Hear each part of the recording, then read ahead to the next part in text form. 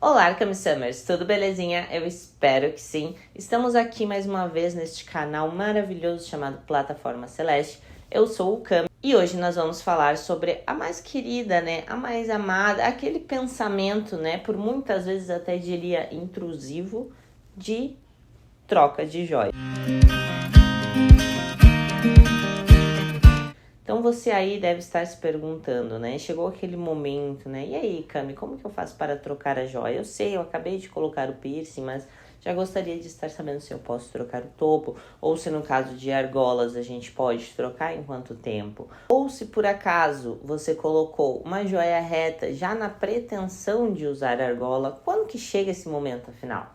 Então hoje a gente vai dar aí, eu acredito que é um resumo, né? Porque não tem como ir um por um, porque são muitas perfurações, mas eu vou falar sobre as principais perfurações e como que a gente identifica o momento, né, tão aclamado aí, tão querido, tão aguardado da troca de joia. Então sim, hoje nós vamos falar sobre argolas versus joias retas, que fica maravilhosa, né, perfeita, né, eu diria. As perfurações com argolas, eu acho que todos aqui devem concordar, né, se não concordar, por favor, deixe aqui nos comentários, eu gostaria de saber a opinião do porquê, porque simplesmente fica maravilhoso. Claro que locais, né, não vão comportar argola, e tudo bem, podemos falar sobre eles em algum momento também, mas as que podem, né, realmente ficam maravilhosas. Tanto que existe até o coin slot com muitas argolas, enfim. Mas esse já é um outro caminho. Pensa comigo, toda aquela movimentação que a argola acaba trazendo no local pode ser muito prejudicial, principalmente na fase inicial da sua perfuração. Sem contar que ela não costuma ter né, espaço para inchaços, possíveis inchaços.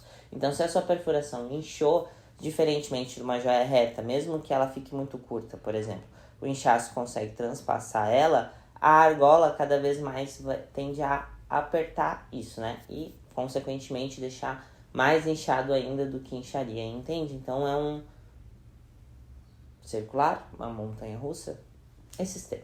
Então, a argola, ela tende a ter essa movimentação aí mais contínua no local. E é isso, se a perfuração, né? Se esse canal de perfuração não estiver bem curado, com certeza isso vai acabar influenciando. Se tiver pedras, também, e consequentemente, né, outros adornos ou qualquer fissura ali ou tipo de acabamento diferente que essa joia possa vir a ter. Então, quando eu falo também sobre joias de alta qualidade, isso também é uma informação importante. Joias de alta qualidade sempre vão, né, ter um bom acabamento, né? Sempre vai ser uma preocupação, porque isso vai influenciar também na cicatrização, né? Esse bom acabamento da joia. Então, todas as rebarbas, todas as partes, principalmente que tocam, né?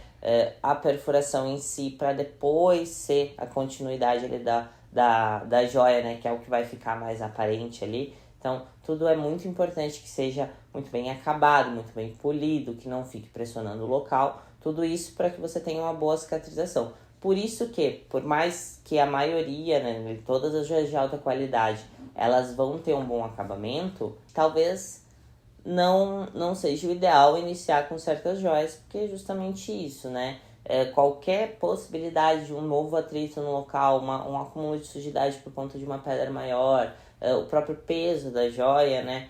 Tudo isso vai influenciar numa cicatrização. Então, alguns casos, que é o caso de, por exemplo, o conche, né? É necessário utilizar, mesmo que a gente trabalhe com uma joia de alta qualidade na questão da argola, é interessante e é necessário que se use uma joia reta para dar estabilidade a essa perfuração, principalmente quando tem um inchaço, se tiver ali, né, dá mais estabilidade para que essa perfuração cure, para depois a gente trocar por uma argola.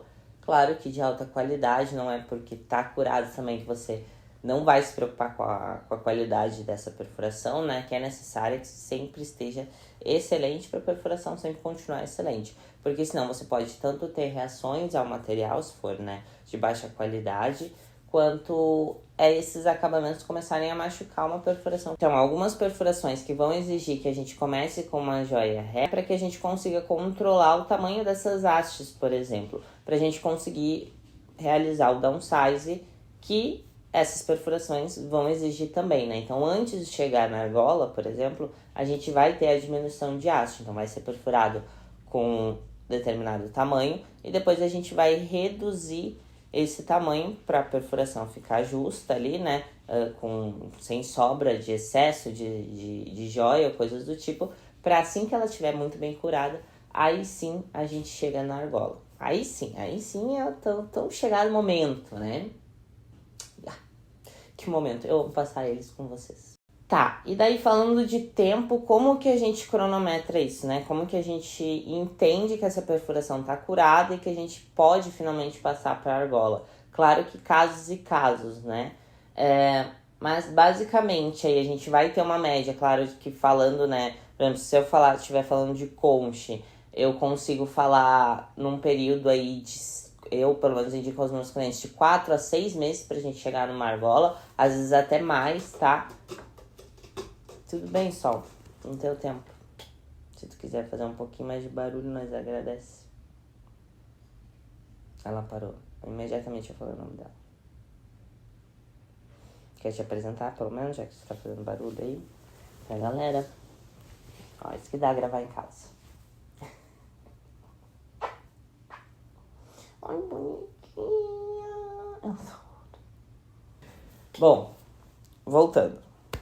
Então, quando a gente tá falando sobre perfurações, por exemplo, no conche, né? Até mesmo hélix, tragos ali, cartilaginosos normalmente, né? Vão ser a partir dos 6 meses, por exemplo, seria o mês, né? O ideal aí pra gente conseguir colocar uma argola. Quando a gente fala em labret piercing, por exemplo, né? Perfurações no lábio, elas costumam ser muito mais rápidas, tá?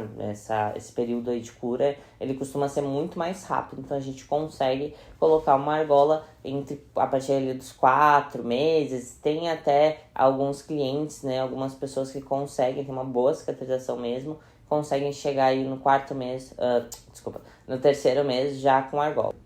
Bom, ok, então voltando, né? O labret aí, perfurações no lábio, costumam, né, ser mais rápidos para que a gente consiga passar para a argola. Tá bom? Anotado? Então tá bom. Mas de qualquer forma, sempre consulte o seu perfurador corporal. É necessário que ele dê o aval, né? É necessário que ele diga sim, este é o momento para a gente trocar. Por quê? Porque ele vai conseguir visualizar coisas que provavelmente você não vai conseguir visualizar. Se a perfuração realmente está fechada, se está saindo secreção ou não, que tipo de secreção é essa, se está querendo criar um granuloma ou não, como que tá, se está saudável essa perfuração, se ainda tem inchaço, né?